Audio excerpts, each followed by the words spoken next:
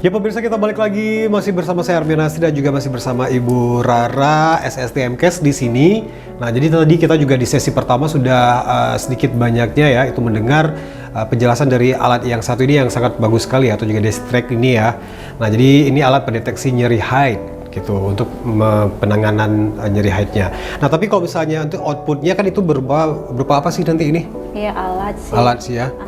Nah, jadi ini apa namanya, kalau bisa dari judulnya nih, sorry kalau salah ya, jadi ini untuk mendeteksi nyeri haid aja supaya juga atau juga ada penanganannya dari alat ini gitu, misalnya alat fungsinya gitu, seperti apa? Jadi Pak Armia saya jelaskan dulu nih ya. Jadi bentuknya ini seperti apa Iya, nanti. oke. Nah, Destrek ini itu dia berbentuk semacam alat. Jadi alat yang berbasis IoT. Oke. Jadi IoT itu kan Internet of Things ya. gitu. Nah, jadi basicnya IoT ini adalah suatu alat yang dapat mendeteksi suatu objek atau subjek apa gitu dari suhu dan detak jantung. Oke. Gitu. Jadi nanti kan alat ini begitu, ini kan udah dirancang nih ya. Jadi alat ini udah dirancang dan sekarang sudah hampir 80% jadi. Jadi ini nanti alat ini akan kita uji ke si sampel nih, respondennya yang mengalami nyeri haid dengan apa? Menempelkan di bagian tubuhnya gitu. Jadi kita menempelkan bagian tubuh yang bukan, misalnya kalau nyeri perut kan di nyeri haid itu kan di perut nih. Memang kita nggak nempelin di perut gitu, tapi kita jadikan dia misal di lengan gitu. Yang penting untuk dapat mendeteksi suhu dan detak jantungnya. Nah, jadi kalau pada penderita nyeri ini itu kan ada skalanya nih Pak Armia ya. Jadi dari skala 0 sampai 3 itu klasifikasinya itu masuk ke dalam nyeri ringan.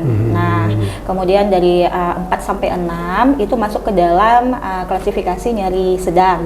Dan kemudian 7 sampai 10 itu masuk ke dalam klasifikasi nyeri yang berat. Nah, pada skala nyeri ini itu jika kita deteksi menggunakan alat ini, itu akan memberikan reaksi dari suhu dan detak jantungnya. Gitu. Jadi kalau misalnya detak jantungnya itu berada di standar normal, nah itu masuk ke dalam skala ringan, gitu. Tapi kalau misalnya sudah cepat nih suhu temperatur suhu tubuh dan detak jantungnya mulai cepat, nah itu masuk ke dalam klasifikasi berat. Nah, jadi hasil dari Destrek ini itu memberikan hasil kepada si remaja atau perempuan yang mengalami nyeri haid itu masuk ke dalam skala nyeri apa? Masuk ke dalam skala nyeri di tahap mana nih si perempuan ini mengalami nyeri haid.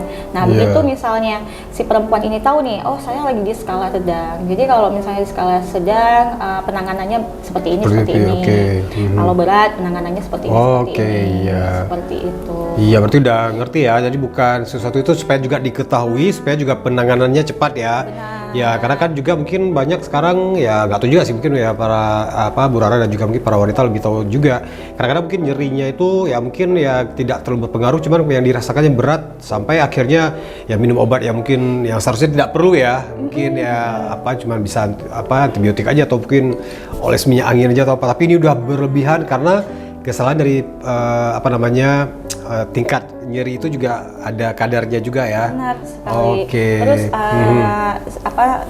ini juga Pak Armia juga yang lain mungkin perlu ketahui bahwa sebelumnya belum ada yang mendeteksi atau yang menciptakan alat ini terlebih dahulu. Jadi kalau misalnya seandainya ini nanti finish ataupun nanti bisa digunakan oleh masyarakat, ya mungkin bisa jadi alat ini bisa digunakan oleh tenaga medis. Iya, Bisa diaplikasikan atau diimplementasikan oleh saya khususnya kita bidan gitu ya. Kemudian pihak puskesmas ataupun rumah sakit. Karena dengan selama ini kan kita penanganan pada nyeri haid ini sebenarnya ya dia fisiologis aja sih, ya kan, masuk ke dalam taraf atau bukan tingkat penyakit yang serius, tetapi ini merupakan jika misalnya si perempuan usia subur itu mengalami nyeri menstruasi yang sampai di tahap berat, itu dapat mengganggu sistem kerja dari organ reproduksi. Gitu. Nah itu juga pengetahuan baru juga ya, karena kan mungkin sekarang bukan menormalisasi, cuman ya udah deh kan emang udah biasa gitu ya, udah ditahan aja ataupun udah menjadi kalau lagi haid ya memang seperti itu. Padahal kalau misalnya ada orang beda-beda ya seperti Bu Rara sampaikan tadi ya. Nah jadi wah ternyata sampai ke bagian reproduksi juga ya kalau misalnya kondisi tertentu ya. Dia akan mempengaruhi siklus menstruasi, akan mempengaruhi emosional, mood dan segala macam. Nah juga Dicetrack ini itu dia nanti semacam alat dan itu akan terhubung ke aplikasi handphone. Iya, karena jadi jadi ke aplikasi handphone, jadi dia nanti bisa masukkan data aja gitu ya, data aja di aplikasi tersebut, data apa yang dibutuhkan, nah nanti akan keluar hasilnya, hasil analisa dari bagaimana sih penanganan nyeri haid yang dialami seperti itu.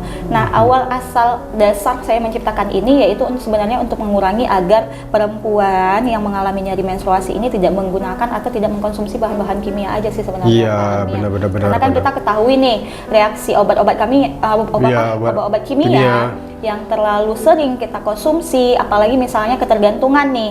Iya benar. Perempuan yang mengalami nyeri haidnya itu yang dari skalanya sedang sampai berat, itu kan dia akan membuat ketergantungan. Jadi dia akan berpikir bagaimana sih cara menghilangkan nyeri ini, karena kan nyeri ini itu sangat terganggu gitu, sehingga ya bisa jadi pada saat nyeri pertama dia bahkan nggak sanggup beraktivitas sama sekali, bahkan untuk berkomunikasi dengan sosialnya pun tidak efektif. Nah kan, nah jadi dengan adanya alat ini dapat menjadi suatu terobosan baru lah ya dalam dunia medis, khususnya yang akan digunakan oleh para perempuan yang mengalami nyeri haid.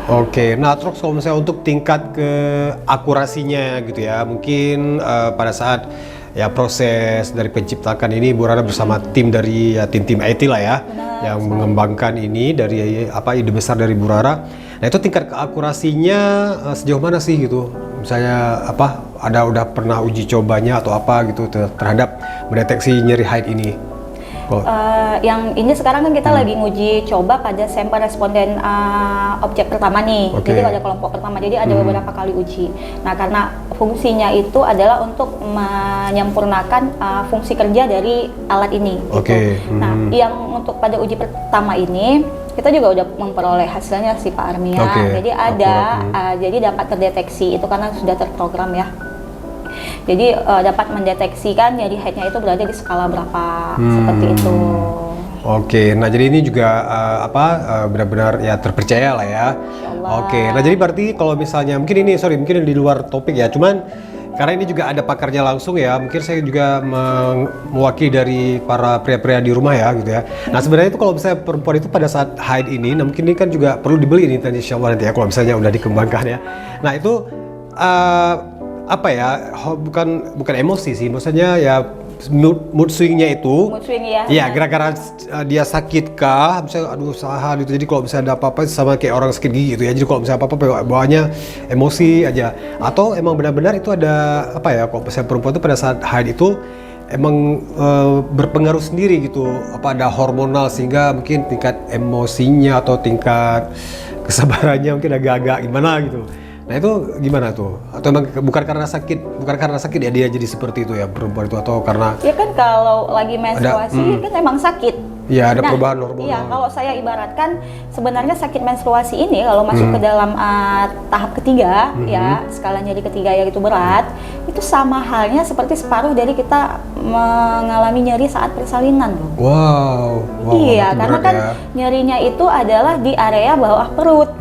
Iya tepatnya itu adalah di rahim, di uterus, di bagian uterus. Nah gitu. Mengapa itu terjadinya nyerinya itu karena adanya proses ovulasi setiap bulannya. Iya. Nah, itu juga mempengaruhi dari hormonal sih perempuan itu gitu. Jadi nggak seperti saya di awal tadi saya kasih tahu ya Pak Armia. Jadi tidak hanya mempengaruhi dari hormonal, efek stres juga, pengaruh stres, pengaruh aktivitas mungkin yang terlalu berlebihan dan segala macam yang sehingga dapat mempengaruhi pola stres kita nih gitu. Nah ditambah dengan kita mengalami PMS di hari pertama, nah itu sangat mempengaruhi tingkat emosional. Iya, itu. benar. Jadi kalau kita bilang lebay gitu ya, mas lebay gitu, nyeri head aja bisa marah. Sebenarnya itu sih bukan rahasia ini lagi sih, udah rahasia umum ya. Karena seorang misalnya gini, kalau misalnya perempuan yang udah memiliki suami atau wanita yang udah memiliki suami atau berumah tangga, ya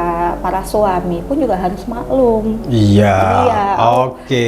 Ya, nanti pemirsa kita break sebentar. Nanti juga kita akan lanjut lagi di sesi terakhir. Tetap di Dosen Berbicara.